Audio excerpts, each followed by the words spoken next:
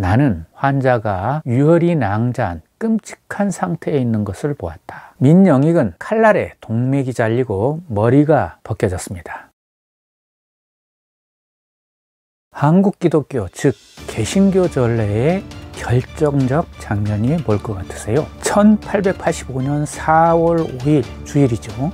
언더우드 아펜젤러 선교사가 인천 제물포 포구에 도착한 날일 거라고 생각하세요? 그런데요, 이보다 앞서서 기독교 전도 금지를 내린 조선 정부가요, 기독교에 홀딱 반해서 사실상의 개신교 선교를 전면 허용한 사건이 있었습니다. 우리가 역사 시간에 배웠던 갑신정변 있죠.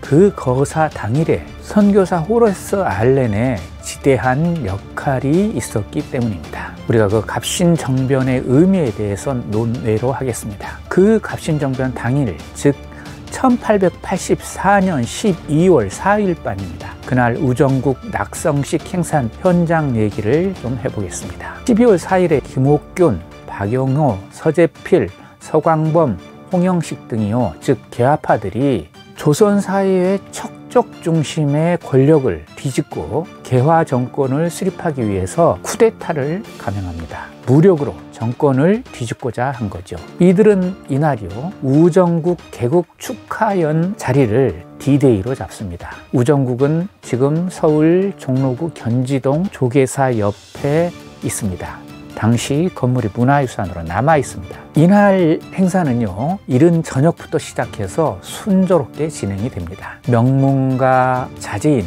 홍영식이 반란의 총책이었고 철종 임금의 부마로 왕족이었던 박영효가 행동책이었습니다. 서광범은요, 그 거사의 모사꾼이었습니다. 그리고 혁명가 김옥균은 일본 공사관과의 연락책을 맡았습니다. 또 서재필은 군대의 지휘관으로서 수문장 역할을 하고 있었죠. 이들을 포함해 30여 명이 거사 당일에 참여를 했습니다. 정변에 참여한 거죠. 정변이 실패하면 어떻게 됩니까? 멸문지화죠. 자신의 죽음은 물론 가문 자체가 3대가 멸족을 당합니다. 그런데 이들에게 주어진 무기라는 것이 지금 수준으로 보자면 참 하찮은 것이었습니다. 일본도 80자루였습니다. 그 칼마저도 손잡이가 제대로 없는 칼이었습니다. 숨겨야 했으니까요. 그럼에도 젊은 개화당 혁명군은 부패하고 무능한 조선 정부를 개혁해야 한다는 것만이 나라를 살리는 길이라고 생각을 했습니다. 그 부패의 중심에는 민씨 일당이 있다고 보고 이들을 제거하려고 했습니다. 그래서 제거한 다음에 새로운 왕을 옹립해서 새로운 나라를 만드는 것이 그들의 혁명 목표였습니다. 근대 국가를 지향했다는 거죠. 혁명군 가운데는요, 박영효가 반란의 주도 인물이라는 게 믿기지 않을 정도였습니다. 박영효는 왕족이긴 했어도 일본 등을 수신사 등으로 다녀오고 그때 자각을 해서 나라가 이런 꼴로는 도저히 안 되겠다 생각을 했었던 거죠. 무엇보다 박영효의 형이 김옥균과 친분이 두터웠습니다. 그래서 박영효를 김옥균에게 소개를 했던 겁니다. 박영효는 그때 김옥균을 통해서 인간의 평등이라는 사실을 알게 됐습니다. 서학에 심취된 김옥균의 사상에 매료가 됐던 거죠. 여기에서 서학은 서구 근대의 사상이라고 봐야 합니다만 그 사상의 뿌리가 성경이고 예수이기 때문에 사실상 김옥균은 예수쟁이나 다름없었죠. 김옥균은 조선의 국가 고위 관료로서 기독교와 서구 문물을 수용해야 한다고 늘 생각했던 진취적인 인물이었습니다. 그렇지만 조선사회는 산홍공상의 계급 체계가 분명한 양반 중심의 국가였습니다. 따라서 인간의 평등을 언급하는 것 자체가 반역이었죠. 이날 우정국 낙성식 행사가 마무리됐습니다. 그런 다음에 연회가 벌어졌죠. 그 시각이 밤 10시쯤 됐습니다. 그렇게 밤 10시쯤이 됐는데 우정국 밖에는 권력의 2인자 민영익 등 수구 척족 세력을 제거하려는 무장혁명군이 신호만 떨어지기를 기다리고 있었습니다. 우정국의 기능은 근대 통신과 우편이다 보니까 서구 열강의 외교관들이 이 자리에 참석을 해서 서로 자국의 이익을 위해서 파일을 많이 차지하려고 눈치 싸움을 하고 있던 근대사의 현장이기도 했습니다. 연회가 막바지에 이르렀습니다. 차가 나오고 다가가 나오죠. 그런데 이때 연회장 밖에서 부리야 하는 큰 소리가 들립니다. 거사의 신호탄이었죠. 그때 김옥균이 북쪽 창문을 열어보니까 우정국에 인접한 건물이 화염에 휩싸였다라는 것을 확인을 했습니다. 동시에 어디선가 다이너마이트가 터지기 시작합니다. 개화당에 가담한 궁정 9인 고대수가 터뜨린 거죠. 이날 연회에 참석했던 미국 푸트공사가 본국에 보낸 보고가 있습니다. 그 보고에는 이렇게 기록이 되어 있습니다. 거의 모든 손님들은 식탁에서 금세 옮겨붙을 것처럼 보이는 화재를 볼 수 있는 문 혹은 창문 쪽으로 몰렸다. 이렇게 말이죠. 당시에는 도성에 화재가 나면 고위 관료들이 입고를 해야 되는 것이 관례였습니다. 이때 권력의 2인자 민영익은 화재 상황을 살피기 위해서 건물 밖으로 나가려 했습니다. 민영익은 양반들의 습관처럼 문을 나서면서 하인의 어깨에 손을 대고 그 문밖 대돌에 발을 내미는 순간 어둠 속에서 칼 휘두르는 소리가 났습니다. 그리고 순식간에 아수라장으로 변했습니다. 이때 민영익은 칼을 맞았습니다. 그 칼을 맞으면서도 본능적으로 위험을 피해서 건물 안으로 들어가려고 했겠죠. 그때 민영익을 뒤따라 나가던 참모 한규식 증언에 의하면 민영익의 얼굴과 옷은 7, 8군데의 치명상에서 뿜어나오는 피로 뒤범벅이었다라고 증언을 했습니다. 이 급박한 상황이 벌어졌으니까 이 광경을 목격한 관료들은 채신이고 뭐고 할 것 없이 관복을 집어던지고 도망을 갔습니다. 반역이 일어났다라는 사실을 본능적으로 깨달은 거죠. 그렇게 개화당의 칼에 맞은 권력서 12위 민영익은 죽어가고 있었습니다. 바로 그때 조선 정부의 재정 고문이자 민씨 세력의 지지를 바라온 독일인 멜렌도르프가 피범벅이 된 민영익을 안습니다. 민영익은 곧 숨이 끊어질 것 같았습니다. 민영익은 낮은 소리로 말합니다. 그가 이렇게 얘기합니다. 이 얘기는 호레스 알렌의 기록에 나오는 문장입니다. 암살자들이 나를 죽이려 했어 라고 말합니다. 그 순식간에 벌어진 참상에 연회 자리에 남아있는 사람은 외국인들이었습니다. 앞서 말한 멜렌도르프, 그리고 미국의 푸트공사의 비서관 스쿠더, 그리고 영국 영사 에스턴 등이었습니다. 조선 사람 한 사람도 있었습니다. 푸트공사의 통역관으로 참여했던 윤치호였습니다. 멜렌도르프는요, 당시에 36세의 노련한 외교관입니다. 특히 세관 분야 전문가이기도 했습니다. 다른 말로는 세관 브로커이기도 했습니다. 이 멜렌도르프는 자상을 입은 민영익을 어떻게든 지혈을 시켜야 되니까 옷을 찢어서 지혈을 합니다. 그리고 일단 안전하다고 생각되는 세관 내에 있는 자신의 숙소로 부상당한 민영익을 옮깁니다. 멜렌도르프는요, 민씨 세력에게 조선 앞에 당호전을 발행하면 조선 정부의 재정 문제를 해결할 수 있다며 민씨 세력을 부추긴 인물입니다. 김옥균 등 계합파는 당연히 이런 멜렌도르프에 대해서 반발이 심했고요. 경제 상황을 어지럽힌다 라고 반발을 했습니다. 그래서 한국 이름인 목인덕을 싫어했습니다.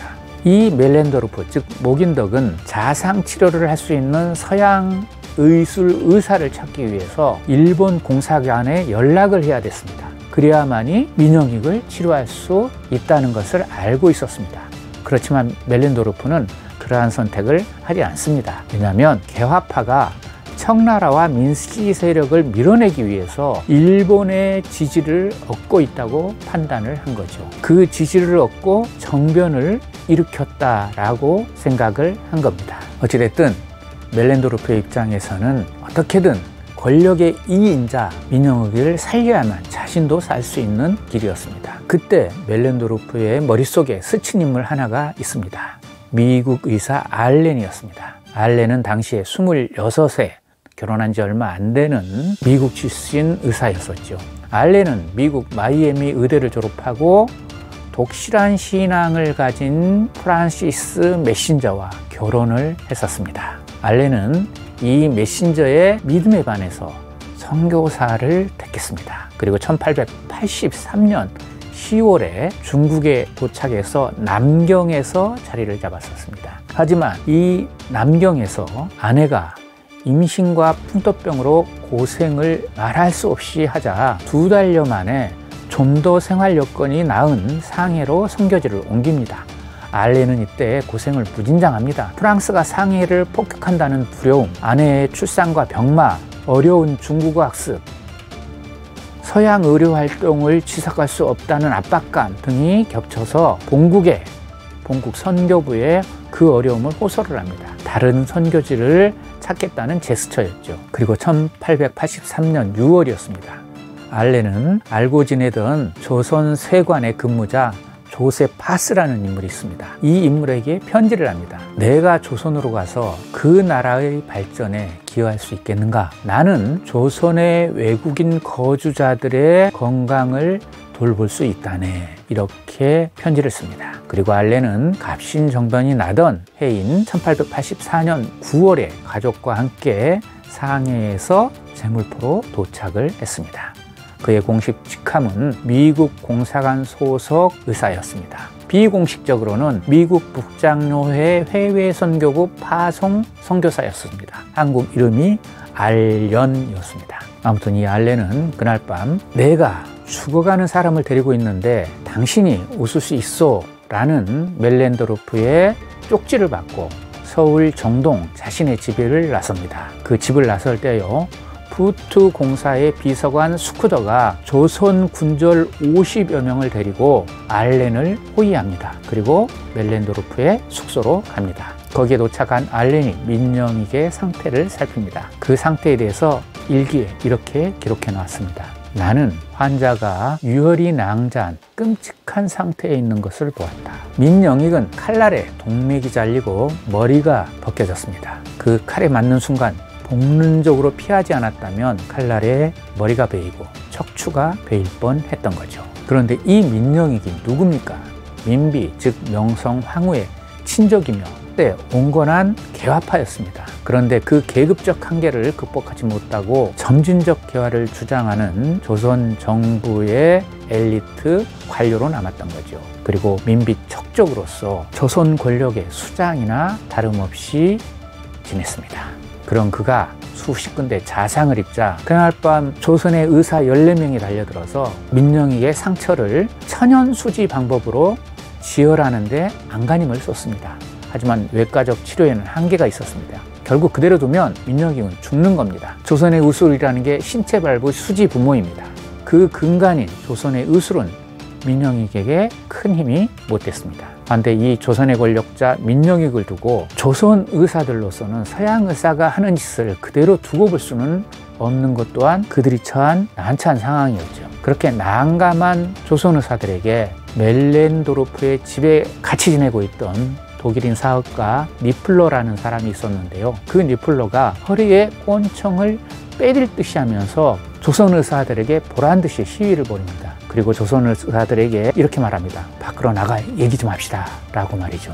이 얘기는 곧 조선 의사들을 내쫓고 알렌이 수술을 할 수 있도록 조치를 한 거죠. 이 니플러의 요청에 일어설 수도 그렇다고 주저앉을 수도 없었던 14명의 조선인 의사가 밖으로 나옵니다. 그리고 도망치듯 사라져버립니다. 당시 기록에는 이렇게 되어 있습니다. 그들이 나선 현관은 정원에서 2m 높이 정도였는데 그들은 나오자마자 대리석 계단을 향해서 놀라울 정도로 도주를 하기 시작했다. 또 다른 소란스러움이었다 라고 말이죠. 물론 이러한 기록이 서구 우월적인 시각인 점을 염두에 두시기 바랍니다. 어찌됐든 알렌은 그날 밤에 27차례의 꼬매기 그리고 동여매기 붕대를 감고 반창고를 붙이고 소음으로 상처를 씻어내고 이러한 조치로서 민영익의 상태를 호전시킵니다. 알렌의 입장에서는 그 수술이 두려웠을 겁니다. 이미 반역이 이루어진 상태 아닙니까?